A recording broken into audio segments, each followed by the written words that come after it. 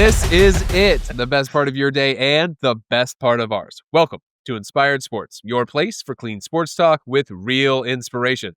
I'm Alex Pratt alongside the Scott Jakeway. Alex, that's it. The season's It's over. over. It's done. It's over. There's a lot of people packing up their stuff and heading home, but there are 14 teams that are ready to fight. You know what I'm feeling like? I feel like if you've ever been to a game in person and everyone else starts heading towards the stands, like they're heading towards the parking lot, and you got those fans who are like, nope, I'm staying just a little bit longer. I feel like that's what we are. Everyone else is packing it up, heading out for the year, saying, it's been a good year. And we're like, nope. We've got a few more games, a few more weeks to talk football. Not Inspired Sports, man. We are riding it to the end. We will be with you through the Super Bowl, including our after the Super Bowl reaction show. So get ready for playoff Inspired Sports. Oh, yeah. And you know what? There's no Monday Night Football tonight to cover, but man, was Sunday Night Football electric. What a crazy, wild ending. Kudos to the NFL for continuing to schedule those awesome divisional matchups at the end of the season, creating great drama. And we saw it between the Ravens and Steelers. So Scotty Jakeway, my first "Did that just happen?" is coming your way. Did the Ravens just get thrown for a loop? See what I did there? That's because their kicker, Tyler Loop, missed the biggest kick of his life, and the Steelers won the division as the time expired on a missed kick. Scotty Jakeway, what do you say? So here's my thoughts. It's one of those games that you could have not turned on the game. Jake, you have to acknowledge my pun. Did he get thrown for a loop? You have to acknowledge my pun. Oh, I did. I said it. I acknowledged it. That's the best pun you've ever heard. It was a good pun. You didn't let me respond to the pun. Listen, I have a pun. I am a gray-haired dad. Puns are all I have. The Ravens got thrown through the loop. For a loop? I think it's for a loop. I've always wondered, and now we're hashing it out live on a podcast, and we should really know for sure. I think it's for a loop. Okay. If you get thrown through the loop, that's like a target, right? If you go for a loop, it means you kind of did the loop, like a roller coaster. We'll go for a loop, right. And that the answer is yes. And here's why: because as a fan, you could have not watched 3.5 quarters and turned on the best 8 minutes of at the very end, and it was like if you had just watched the last 8 minutes, you would have thought, "Wow, this is a game." And reality is the first 3.5 quarters were nothing to really write home about. And then we get to the last 8 minutes and it's like touchdown, back and forth and back and forth.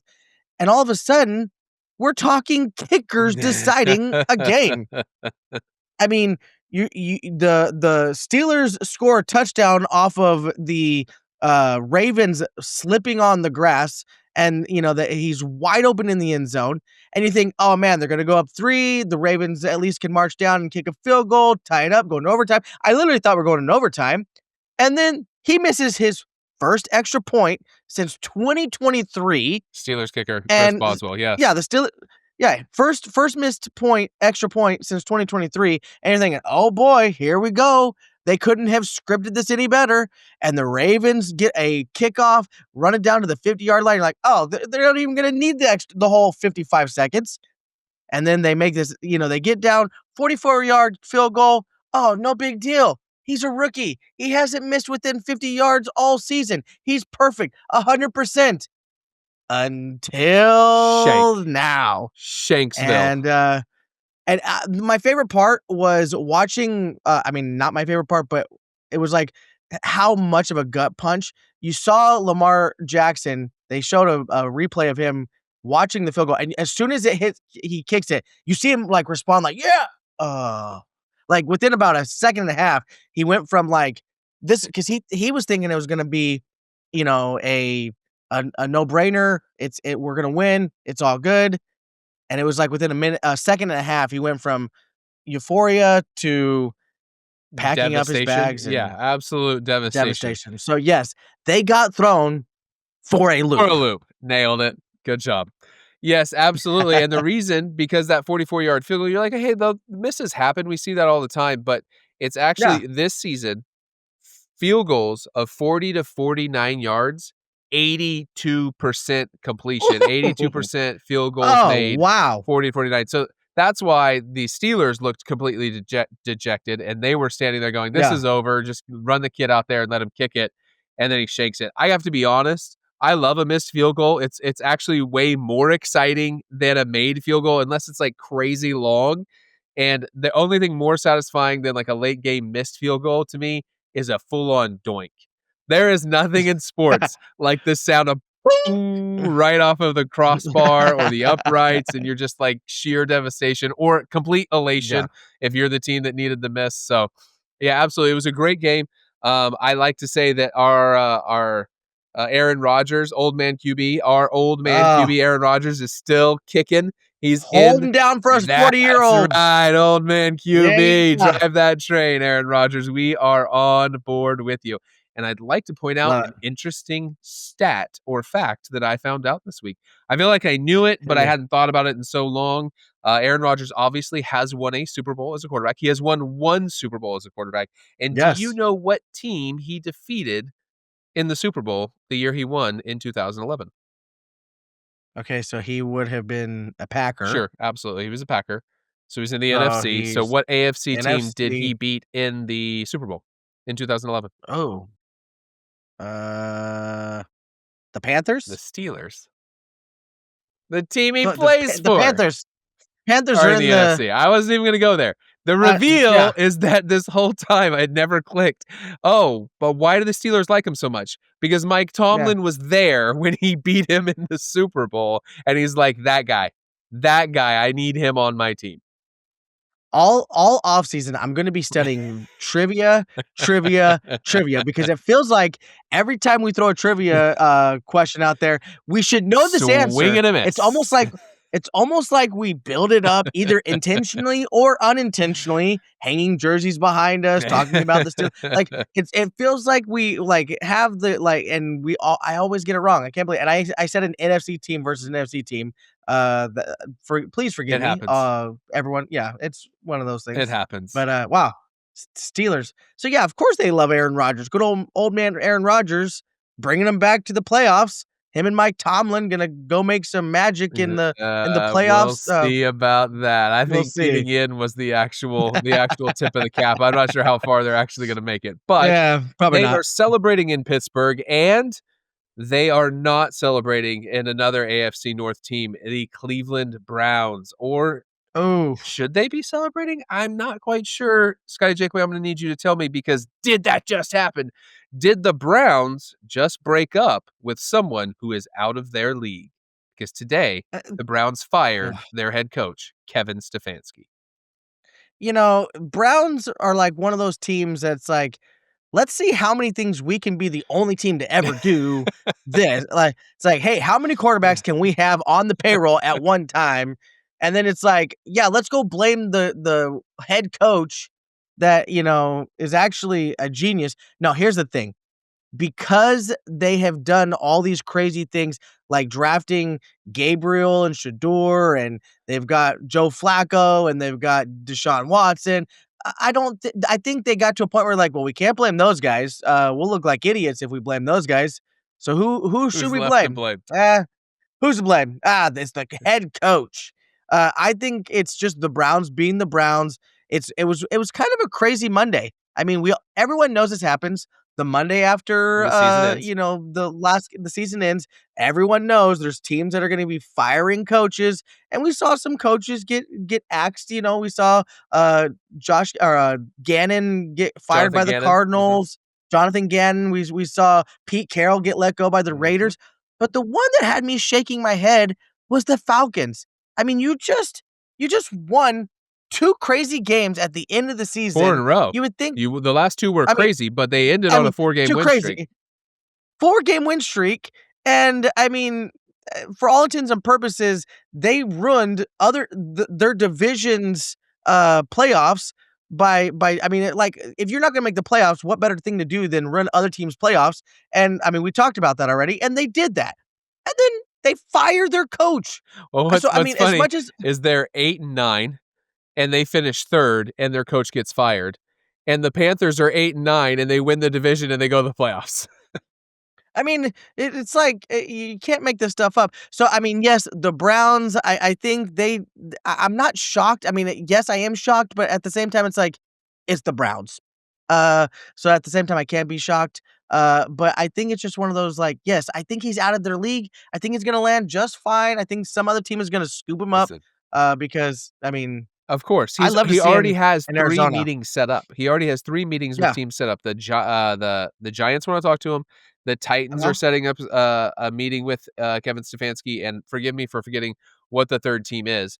But there's a couple things that I wanna talk about really quickly. First of all, I hung my 2 Baker Mayfield Cleveland Browns jerseys up for a reason, because firing Kevin Stefanski is gonna be Baker Mayfield 2.0 all over again. Kevin Stefanski is going to leave Cleveland, and he is going to flourish. His career is going to Yep. get better. He is going to find a healthy, solid, good organization to help them succeed like Baker Mayfield did in Tampa Bay, and the Browns are going to immediately regret it. This guy has won Yep. Coach of the Year 2 of the last 5 seasons, and I get they've had 2 Wild. losing seasons, but when you look around the building, when the conclusion you come to is the guy who has won Coach of the Year 2 of the last 5 years is the problem, you're not doing the math right. And so it makes no sense. What I'd love to see happen actually is I'd love to see Baker's coach in Tampa, Todd Bowles. I'd like to see them move on from Todd Bowles and bring Kevin Stefanski in. That would make me Oh, very happy as a Baker Mayfield fan, but that's perhaps a talk for another time. So the Browns broke up with someone who was out of their league, and they for will sure. regret it. As a matter of fact, the Browns have won 2 playoff games in the last 30 years. Do you know who the head coach was for both of those games? Kevin Stefanski. So they are blaming the wrong. Congratulations to Myles Garrett and his fake sack record that he got this week because he gets an extra game to try and break the record that other players didn't have. In Cleveland, you can stand and shout for your fake a record that doesn't matter. You just let a top 5 coach in the league leave. You sent him packing. And one of the reasons you know it was a huge mistake is the next day, all the other teams that fired their coaches are scheduling an appointment with your former coach. I mean, you can't make this stuff up. The thing about the Browns is they just drafted all these quarterbacks, and if you and the thing is every head coach, at least in the modern era, the last 10, 15 years, it's they're kind of synonymous to each other. Like the head coach. You bring the head Right. coach. If you already have a quarterback, you bring a head coach in that's going to help him, or you bring a head coach that gets to like decide who their quarterback. I mean, they kind of go hand in hand. And it's like, okay, are they going to bring a head coach in that's going to figure out what to do with their quarterback Right. room, or are they going to blow that up too and bring a head coach in that's like, I don't want any of them, ship them all out, and I want to start fresh. So Also, the kind of people that get rid of talented coaches without a really solid plan. Do you know what I mean? Like, hey, I'm about right, 90% sure I can get this other person who's really great. Like we're just firing them to fire them. Like people are going to line up to come be with you in Cleveland, which the Cleveland is like the model for what not to do. You and I are both parents, and not making light of parenting. We take it very seriously. We love being parents. But you know how sometimes you're around other children and you're like, hey, do you see how so and so's like? That's a great way. Hey, that was a good thing they did. And then there's other times you're like, that's not how we do it. Cleveland is that's that's not how we do it kid in the world of parent. Like, hey, Timmy over there, that's uh, not how we do it, right? And so whatever Cleveland's doing, do the opposite. we have that conversation quite frequently with my kids. See that guy over there? We don't do that. That's not how we do it. Well, I think that's uh, enough on Cleveland. It's not my goal to yeah, talk about the Cleveland Browns, but they always make things interesting. And they yeah another they interest write this themselves. another interesting thing that happened this week came out of Las Vegas. So, Scotty Jakeway, let me ask you, did that just happen? Did the Raiders just grab a golden ticket because the Las Vegas Raiders just landed the number 1 overall pick in the 2026 NFL Draft? Well, I think for them, the first golden ticket was beating the Kansas City Oh, you're gonna Chiefs. be that guy right now. Uh, Beating our I 3rd mean, string quarterback is the first time I've rooted against my team, okay? If you think I'm a not win interrupting you is a right now, win. that's fine. I wanted my team to lose. We needed a better draft pick. If we had won, we would have Mm, fallen 3 spots. So, good job, and Chiefs. Drive it into the ground. And you know what? The Raiders won and still landed the number one pick. So for them, it was like, That's hey, because it's a of your win-win. incompetent Cowboys who couldn't beat the Giants. Wild. They wanted a better draft pick too. But we're not gonna go there. The question was, did the Raiders land a golden ticket? And absolutely yes, because you get rid of Pete Carroll, which I could have gone either way with that. After just He didn't 1 really year, though. I mean, I feel like they realized he wasn't the Pete Carroll of old. They weren't really what they were looking for. And why not? It's kind of like, you sometimes you realize, hey, this isn't working. Sure. So why string it along? Why make it a long drawn out thing when we already know that this was not gonna be a good fit? But you know what is a good fit? Bringing Tom Brady in as a consultant, part owner, and wouldn't you just know they have the number one draft pick now? So now they're going to get to have Tom Brady help them figure out who the next quarterback of the Raiders is. I mean, here's the thing. Tom Brady is a genius. He has 7 rings, and so I think it's like it was a perfect fit. I think they almost even kind of foresaw that this might be happening when they brought Tom Brady in. They said, "You know what? We are going to need some wisdom and advice." And so, yes, I think they grabbed a golden ticket because I think they're going to get their quarterback of the future and hopefully help the Raiders not be the Raiders much longer, so Okay. It took a lot of self-control to wait through that. I'd like to ask you a couple of quick questions, just honest, direct Okay, answers, okay? Is Tom okay, Brady the GOAT, the greatest quarterback of all time? yes, Agreed. Are you shocked? yeah, No, no, no, agreed. no, And now he's involved in ownership and helping to run a team, right? With the yeah, Raiders. He's a part owner and he's clearly yeah, has input and decision. I'm not going to say he has decision-making power, but he has influence. influence. Influence. Interesting. I seem to remember another sports GOAT in the NBA named Michael Jordan You're not gonna who bring Michael involved Jordan in in. owning a team, the Charlotte Oh, Bobcats. They're now defunct and don't exist. But he also stepped in, and all his genius and prowess came in the room, and they tried to figure it all out and what they were going to do. And I believe they ended up drafting something named Kwame Brown.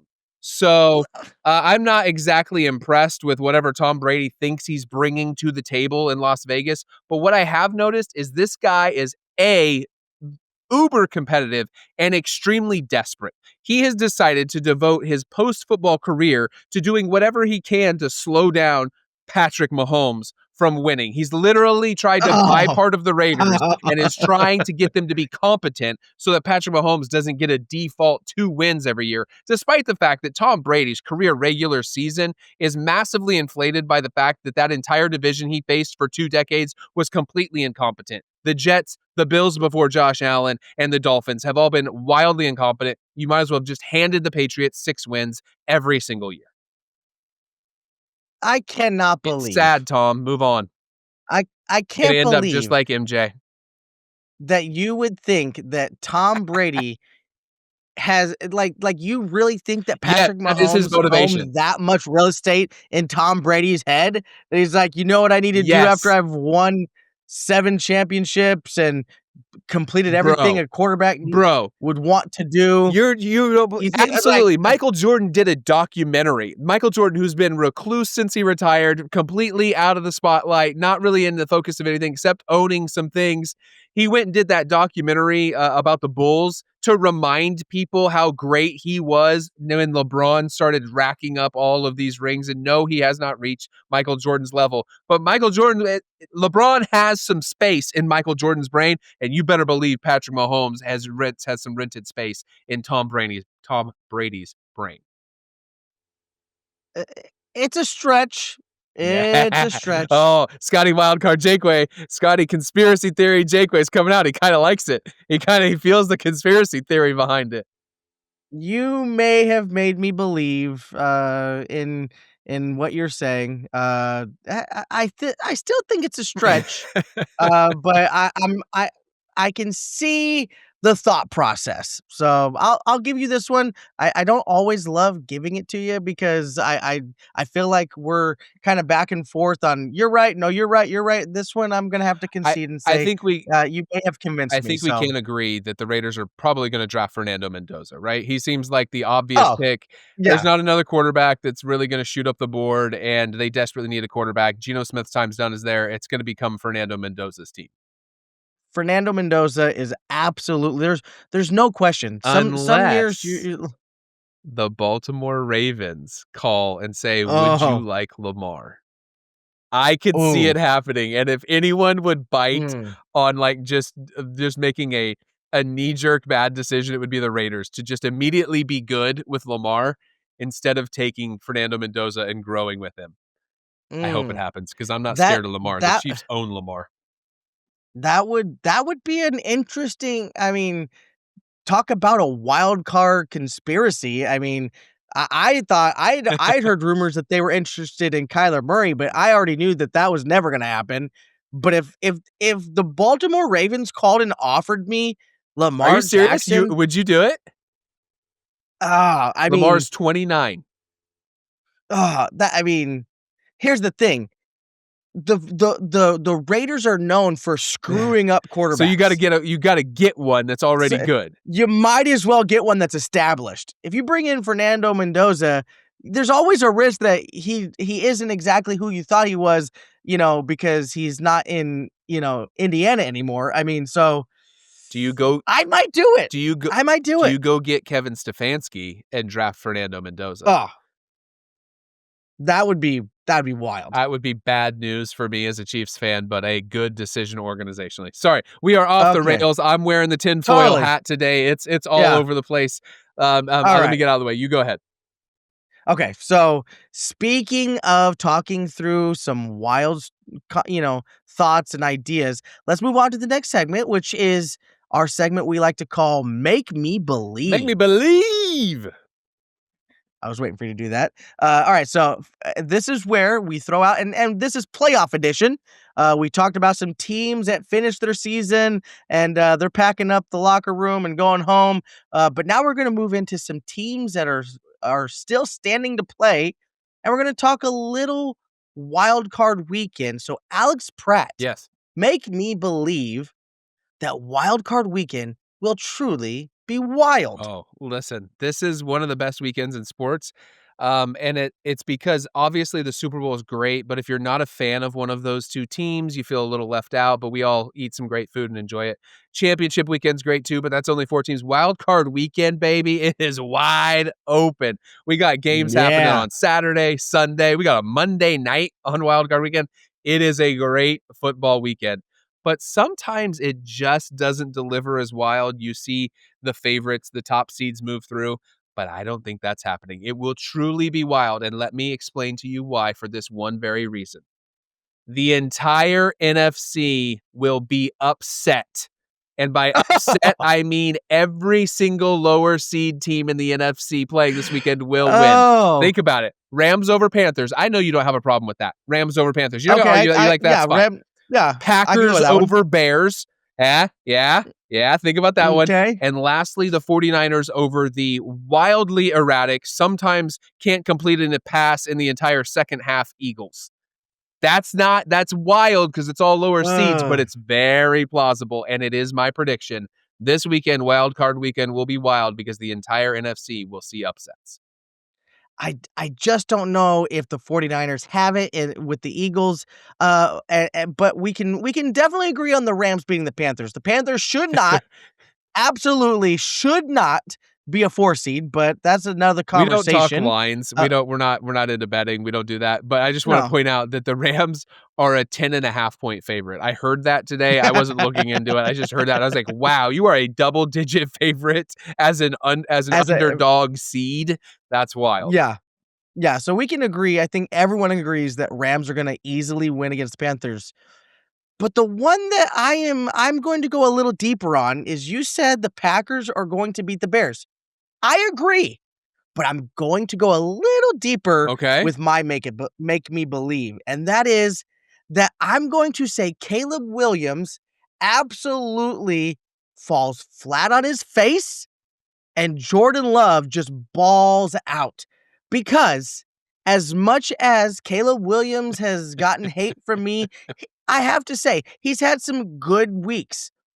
But if there are 2 weeks that he did not absolutely have the greatest of games, That's true. that was against the That's Packers. true.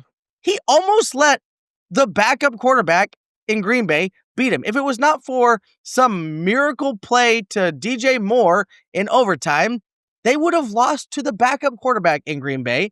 But when Jordan Love actually played Caleb Williams, which albeit it was in Green Bay, Caleb Williams absolutely put a donut up. And Jordan Love completely balled out. And I don't think that was a fluke. So I'm going to say that Jordan Love has the game of his life. Who cares that Micah Parsons is gone? I don't think that they're going to need him. I think that Caleb Williams all year, this is going to finally be the Chicago Bears quarterback that throws for 4,000 yards. And he still couldn't do that. He's like the bottom half of every category except completion percentages. It's a good stat. The guy is not a good quarterback. He is not good. And if there's one place you have to be good and your flaws get exposed at an even greater level, it's in the playoffs. So Caleb Williams, not going to do it. And Jordan Love is absolutely going to come through. Oh, I have no problem believing that one. All right, I'm good. I'm glad that we're on the same page on that one. So second one, Alex Pratt.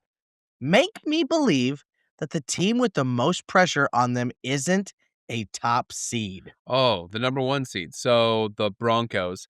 I think the Broncos are early. Like whatever Yeah, happens for the Broncos in these playoffs, they're going to be in the divisional round, even if it's obviously because of the bye. I think that's okay. I right. think they're going to call this a huge win, and that team is advancing early.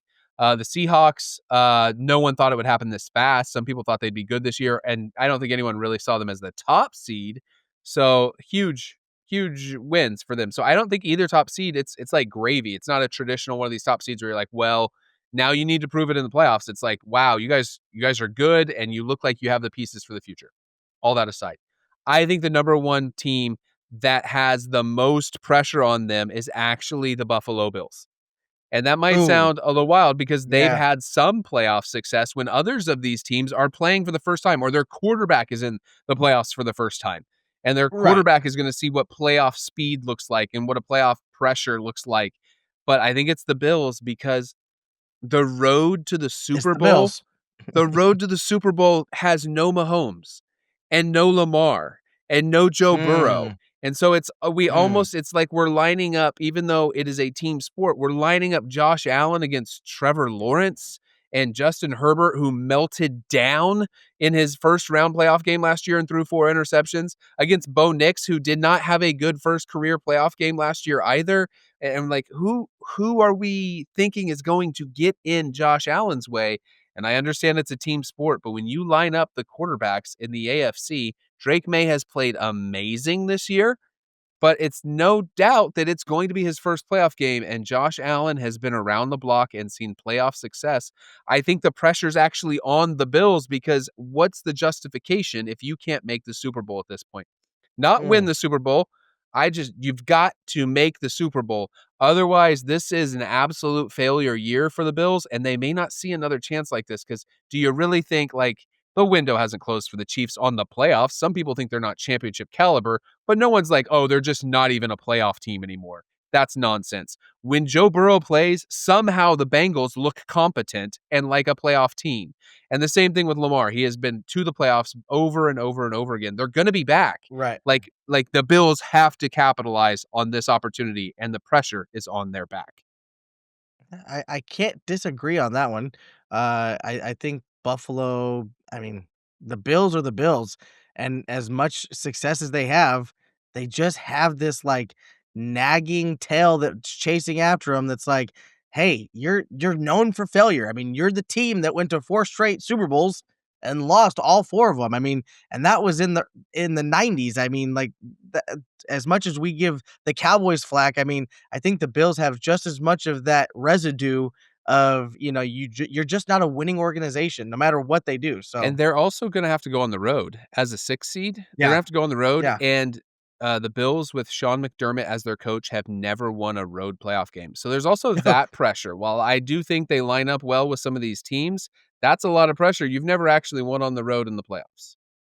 Yeah, that's a tough one, but okay, so we're kind of in the same vein. The team that I'm saying that's not a number one that has the most pressure on them has got to be the Philadelphia Eagles, Oh, because the if Eagles won the they Super Bowl last year. Why is there pressure on them? e- exactly, they're defending Super Bowl champs. And if there's a team, I mean, a lot of times we see Super Bowl teams come out and they like, oh, yep, that's the team, and they're kind of carrying that momentum. And if there is a team that looked flat this year all year long, it's Philadelphia. Okay. I mean, we talked about it earlier this season. Saquon Barkley has been abysmal in many games. Jalen Hurts, I mean, has not looked pretty all year long. And at the end of the day, I've been to Philadelphia, and Philadelphia has a reputation. They don't give you any room. There's no slack on that cord. I mean, as soon as there's any sign of slipping and not being high caliber, you lose the fans, and the fans begin to chant. And I think if they can't get out of Wild Card Weekend, we're gonna see some major changes. I think AJ Brown is gone. I wouldn't be surprised if there was some coaching changes, that they mix things up. I think that there's just as much as they are a defending champion, I feel like this season has not lived up to the hype of a defending champion. So I think it's a must win for them. I think they have to win against the 49ers. And if they don't, if your prediction comes true and the 49ers win, I think there's going to be a lot of talk in Philadelphia, and we're going to see a much different team next I year. mean, that's crazy. We're talking about the defending champions, but we've seen them move off of coaches and quarterbacks that Yeah. won Super Bowl. I mean, they won a Super Bowl with the Carson Wentz, Nick Foles combo and Doug Peterson, and it was just a year or Yep. two later, Wentz was gone, Peterson was they just cleaned house. So you're right about there Yep. not being any slack on that court. That's a really great point. I hadn't considered it. I just thought they won the Super Bowl, there's no pressure on them, but there could be serious changes Mm. coming because that is just how they operate. That's just how Philadelphia operates. But last one, and we would be doing our listeners a disservice if we didn't end before the devotion with Alex Pratt. Make me believe that you know who will play in the Super Bowl and who is going to win. Listen, I will keep it short because we have weeks to talk about Okay. it, but I feel very confident about these. So I know I'm setting Probably gonna be the same, right? I think we're gonna be the same. I'm saying you're probably setting myself up for a hey bro right here, but I am picking the Rams. Old man QB. Let's go Matthew Stafford. 4 touchdowns this week. Matthew Stafford and the Rams are going to win the NFC and play in the Super Bowl, and they are going to play against, after all that talk about Buffalo, I actually think Josh Allen throws the team on his back and carries them into the Super Bowl. Only for that cape to fall off. His Superman cape falls off, and Matthew Stafford and Sean McVay win their second championship.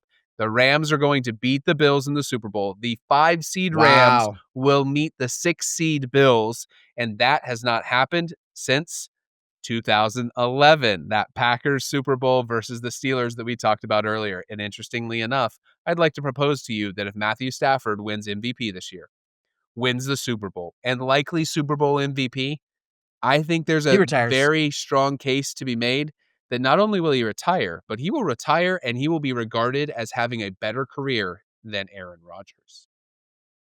Oh. Drop that bomb on you.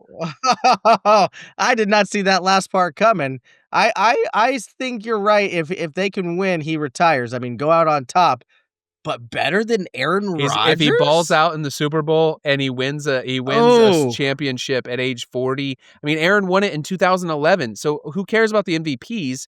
Matthew Stafford finally got out of dysfunctional Detroit and started winning. see, I can't. I thought we were gonna probably be similar at least with one team, but I have two completely different Hit me. teams for two completely different reasons. I think Drake May. Did you know that's his nickname? No, I did not. Drake May is his yeah. Apparently, Drake May is Drake May's nickname. He is Drake May. I don't know. It's something we're way too old to understand that one. Uh, but I think he continues to steamroll the AFC. I think the Patriots have found. I mean, who would have I thought can't Tom do Brady another leaves, Bill Patriots Belichick Super Bowl, Jake. leaves. How are you signing Uh, up for this? I can't do y- another Patriots yeah, Super Bowl. I can't handle it. y- I will just shut down. I'll quit football. I, you may as well get used to it because I think the Patriots are back, and I think Drake May Oh. is leading them back to the Super Bowl. But I think the team that takes them on is not going to be the Rams. It's going to be none other than the quiet, silent killer Seattle Seahawks. I think Sam Darnold leads the Seattle Seahawks to the Super Bowl because here's the thing. Let me for it's my time to give you a little trivia. Sam Darnold is one of only 5 quarterbacks to win back-to-back 13 plus seasons, and he's the first quarterback to do it with 2 different teams. But we're talking, he's in the ranks with Tom Brady, Aaron Rodgers, a little guy named Brett Favre, and who am I I missing? There was one I don't more. even know who you're missing, but Peyton once Manning. again, you're Peyton using Manning. fuzzy math. He gets an extra No, game to get to 13 is the number you're using. So la he dee da, all those other guys did it in a 16 game season. Just like I thought I'm about sorry. Sam Darnold, he's an imposter even by your stat. They won 14 games this year and they won 14 games last year, didn't they? Yeah, they did Correct me win if I'm wrong. 14 last year. So is your stat he's the one to he's one of 5 to win back-to-back 14 game seasons? 13 games. 13 plus games. So he didn't even need this week.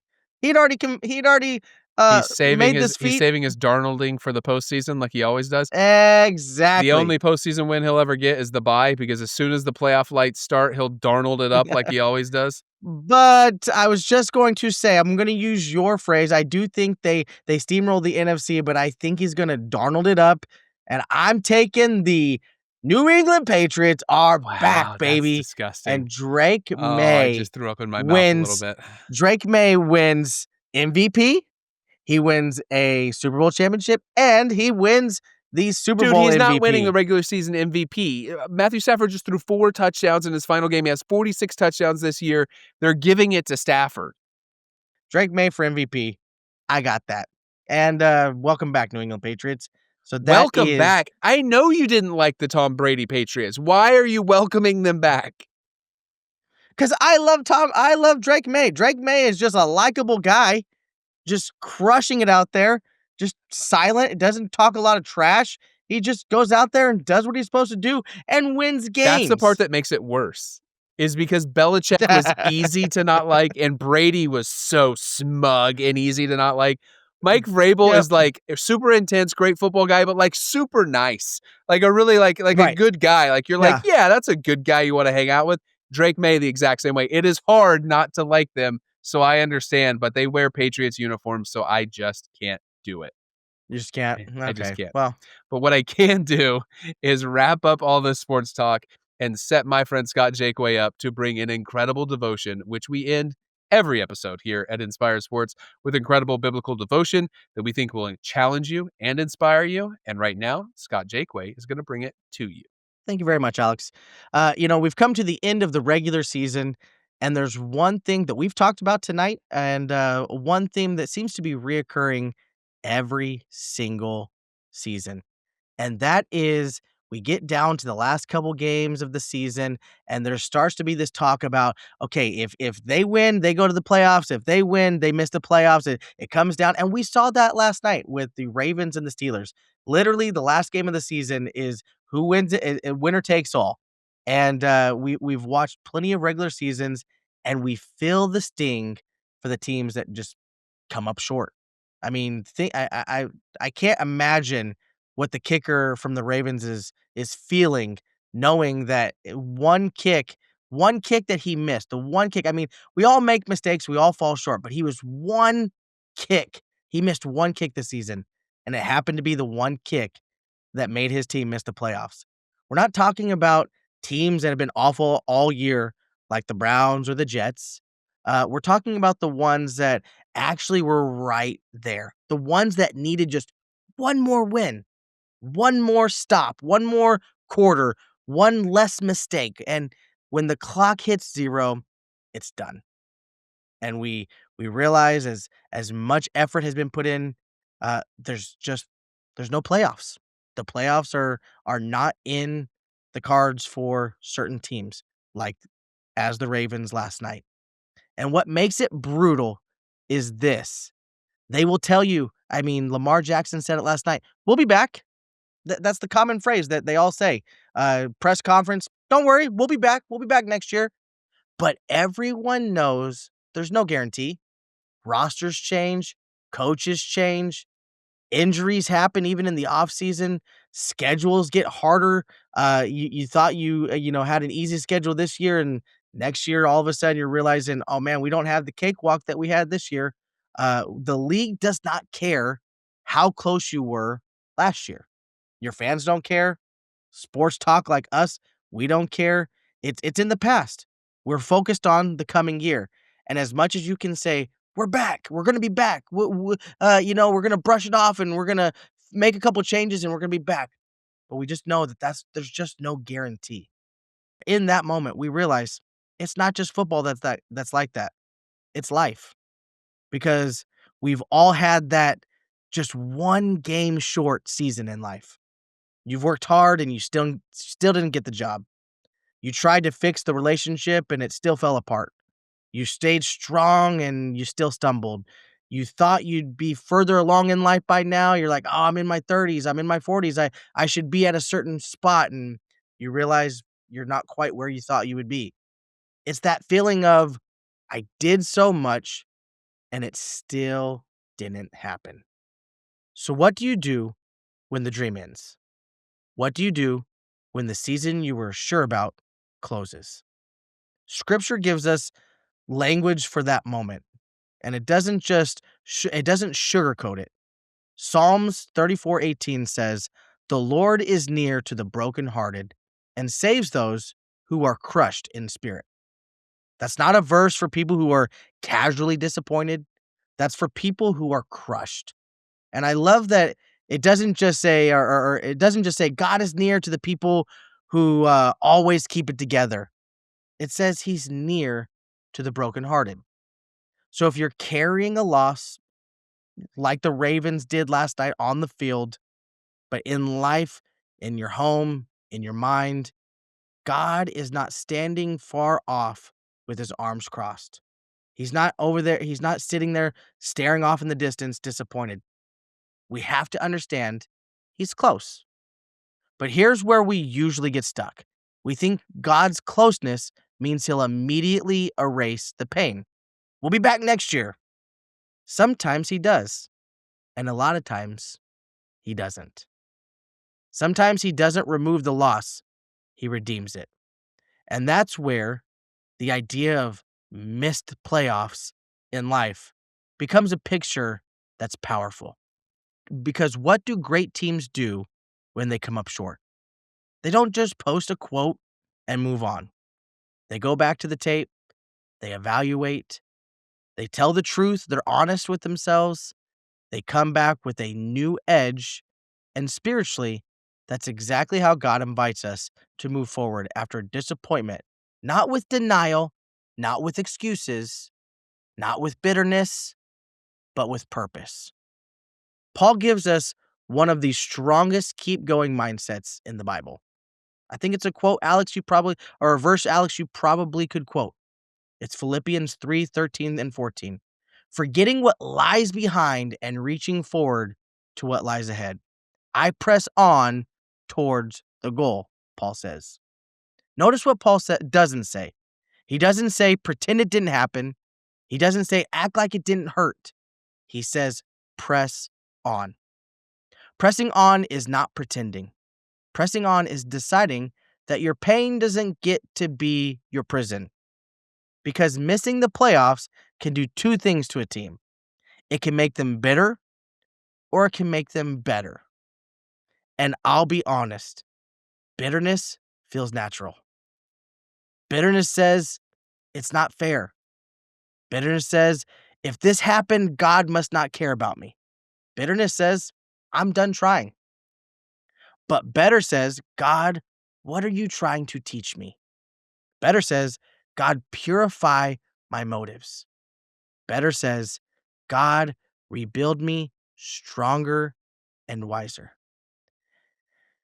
And if you need proof that God does something with seasons that feel like failure, look at this. Romans 8:28. God says he works all things together for the good of those who love him. That verse does not mean everything is good. It does mean God is so sovereign that he can take what was meant to break you and use it to build you. Now, here's the part I want to land on before I close, because this is the turning point. There are seasons that end, but callings continue. A team's season can end in a blink of an eye, like the Ravens, but your purpose in God does not end because you lost something. And some of you need to hear this clearly. You missed a moment, not your mission. You came up short in one chapter. That doesn't mean God is done writing the story. That's why I love Lamentations 3:22 and 23. His mercies are new every morning.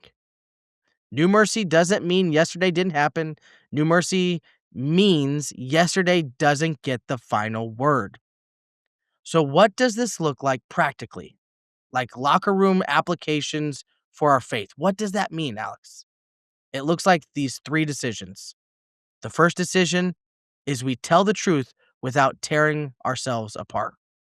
Some of us either make excuses or we self-destruct. God invites you and to be honest and give an evaluation with hope, not shame, not denial, honest growth. The second thing that we have to decide is letting God reset your identity. Your identity is not the team that missed it. Your identity is not the person who failed. Your identity is in Christ, and in Him, you're not finished. And the last thing we have to decide is number 3. We have to press on with renewed aim. Not reckless, not frantic, not trying to prove everyone else wrong. Just steady, faithful focus.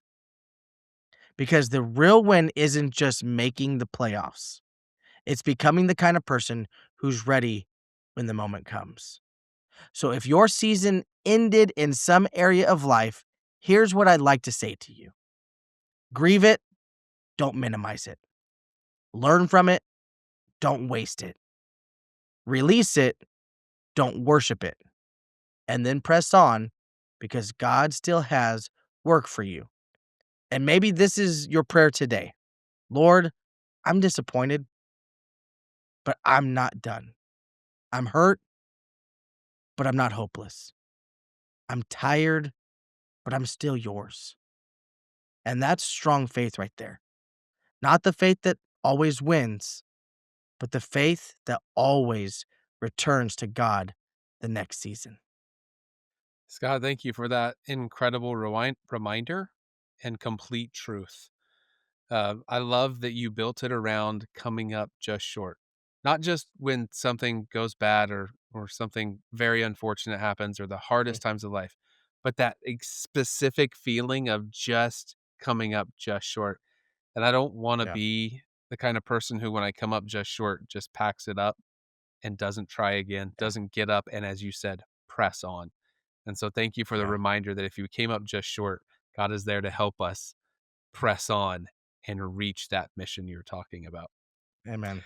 Yeah. Thank you to everyone who's listened to this episode of Inspired Sports. We're here for you every single week during the playoffs, and we can't wait to share more great sports talk and more inspiration through biblical devotion.